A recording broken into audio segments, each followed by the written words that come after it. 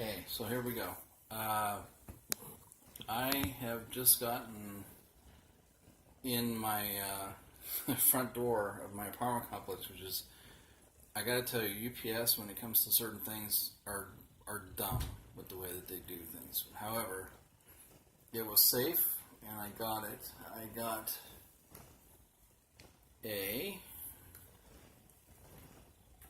new Hellbent number 8 tackle, medium light, 7 foot, very long, medium light, fast tip rod.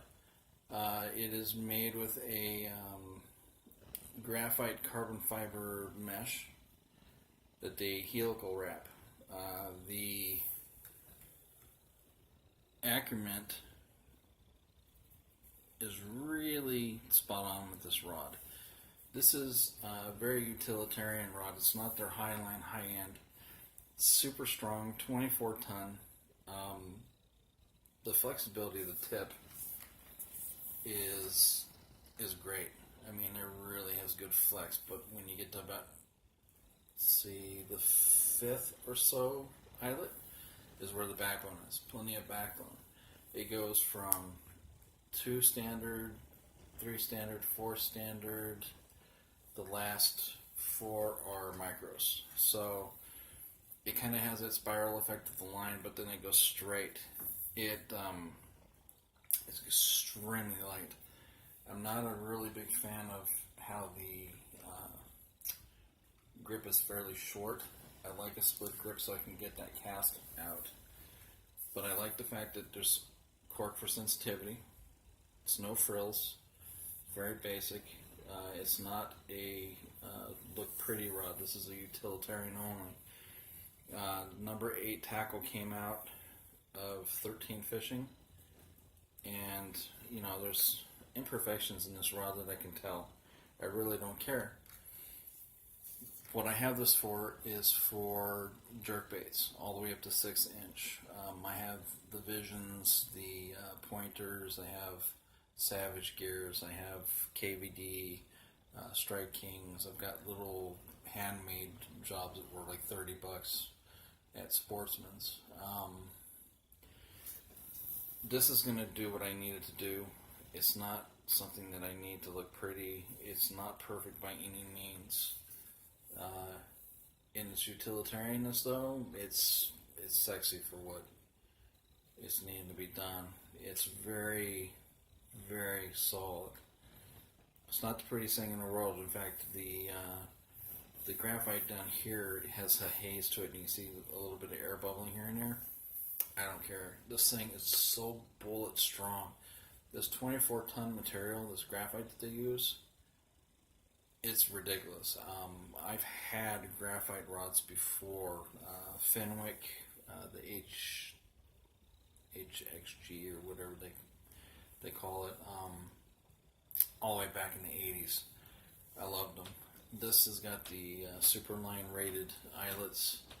They are the full wraparound through. They have more of a flange on the back than they do on the front. I would assume to allow the line to be smoother. And, it really is, it's literally just this generally kind of purpose-built rod. It's not pretty. It really isn't. But the utilitarianness of this rod, that's what I got it for. These rings, they're kind of like press fit into this flange. You'll see if you look on the back that it's kind of flanged right here.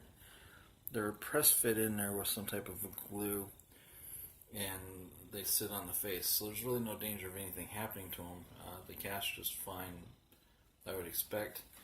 The thread is great. It's very even. It's got to be machine done. It can't be hand wrapped. There's always little nuances on hand wrapped rods, but it's really well resined on every one of them all the way through to the tip. The tip one itself, for one of the micros, it's got that little kind of semi-spherical, kind of oval, egg-shaped brace. That, believe it or not, adds a lot of extra strength to a rod tip. I'm not opposed to it being wider like that, because a lot of the ones that have them right off of the tip, they tend to break easy. This is a foreshadowing of their concept behind their strength of this rod. And you'll see that they have it slid on first, and then they resined here as well. So, I mean, it's really it's a top-notch budget rod. I mean, you could go and get Field and Stream, or a Taros from who the hell is it? Well, I have a Taros. It's a pretty damn good rod and reel combo, but you can get any of those under $100 rods at the regular store, but you wouldn't get the quality of the durability that this rod has. And it's light and it's sensitive. I mean, you barely manipulate this thing and you can feel it all the way down the rod. I can't wait to use it. I discovered that I was using my medium heavy 7-foot ducket. It's got an ultra fast tip.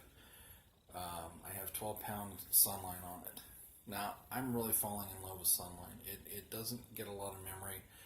Its strength is consistent. It doesn't have a lot of that flex in the line. You ever notice with some of the cheaper monos, you'll see the width will vary if you look at the line and feel it. It doesn't have a lot of that. But I had it set up to where I could use, multiple types of baits, and it could be a do-everything type of reaction bait rod. And I've been using it with the jerk baits, but I don't like it because, with it you have to, if this is the bait cast, for instance, you pretty much have to go over your own arm. It's too long at 7 foot to go straight down to get that pop on jerkbait. This, because it's the spinning version of a medium light, you get that flex in the tip to get that little snap that you want with the slack line and the tip of the rod to get that action that those jerkbaits are known for. Now, I've used my bait cast so long that it's innate for me to be able to do that, but it wears my wrist out. Enter the number 8 hellbent. It's made specifically for that type of fishing. Can I use it with drop shots? Absolutely. Can I use it with ultralight worms, jigs? Yeah, I can. I could use this for crappie and smallmouth and it would be fine. I have a real aversion to two-piece rods. I don't like them. I think they give up some strength inherently. So the ones that are my workhorses, they're always one piece. So since I'm going to be traveling pretty soon to fish in other states, and probably in Mexico fairly soon as well, back to El Salto, it behooves me to have strong rods and good ones. This thing's built like a brick, but it's so light. I mean, it's so just, when that reel's on there, I mean, the bounce on this thing is just, it's sick.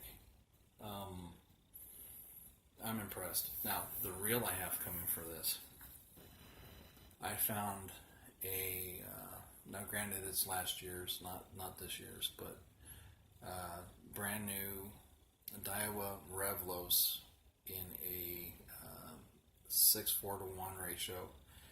They have 2500 size. And basically what the Revlos is kind of like an in-between the economy and the high-end. When they first came out, they were about $150. They're not that anymore. I got it for $38.95 shipped. It should be here in like 4 days. It's getting on this rod. It's got enough of a line take up to bring line in quickly for this kind of fishing, and it's bullet strong. It's very smooth. It's got great bearings. The drag is kind of harsh a little bit, but if the type of bass that are going to hit these jerk baits are going to hit it on this rod, I'm going to have a battle anyway. I'm willing to take that chance. I've pulled in plenty of big bass in my day. I haven't been on YouTube very long actively. I had YouTube from about 3-4 years ago, and I did one on my Glock, and I kind of left it alone. But then I started seeing, I'm like, well, Justin Bieber got discovered on this, and then you got Ron.b and One Rod One Reel, you've got Lunkerstv, you've got the Informative Fisherman, you've got Tactical Bass, and you got all these different shows. And these guys, they get to a point in viewers that they get paid for this, and they get sponsored. I mean, they do it full time. I think that's cool. I would love to elevate to that level. Back in the mid to late 80s, when in my teen years, I was touted locally as being good enough to be in tournaments, and I got seen by somebody from one of the big name tournament series I won't mention at 14 years old to be invited to try out without being seen first, based on my reputation alone. I blew it off, and I believe that it's been a sufferance because of that. I could have probably been making good money and been doing what I love. So I don't want to pass that opportunity up. So I'm going to start doing YouTube a lot more. I don't have a desktop. I don't have a GoPro yet. That's why some of my videos look very ghetto. So, it's just the way it is. I can't even check replies right now. So I just wanted to give a quick review. It's a nice basic workhorse medium light 7-foot fast action rod, bare bones, made specifically for jerkbait. Number 8's a division of 13 Fishing. 13 Fishing has a pretty decent reputation. Number 8 Tackle Company is up and coming. They're awesome. So I can't wait, because on the 20th, well after I've gotten my reel, I'll be going to either Saurora or Pleasant, and I'll be taking my light action carbon light with me, this one for the jerk baits, and my bait cast for all the rest. My friend Jim, who has a boat, and I are going to be going on there. I haven't been on either one of those lakes on the water on a boat in years. The first time I've gotten in a boat in like 15 years was at El Salto in Mexico. Now, let me tell you something. If I could immigrate to Mexico and had enough money, I would live on El Salto. It is undoubtedly one of the most beautiful lakes I've been on, and the bass are supremely enormous. I actually got one that came out of the water, and it scared the piss out of me because it was such a fighter. Even the 2-pounders down there fight like 4 or 5 pounders. They're vicious animals in that water. But yeah, when I get the reel, I'll be taking it, putting it on, testing it out, and doing another review. And I'll be back when I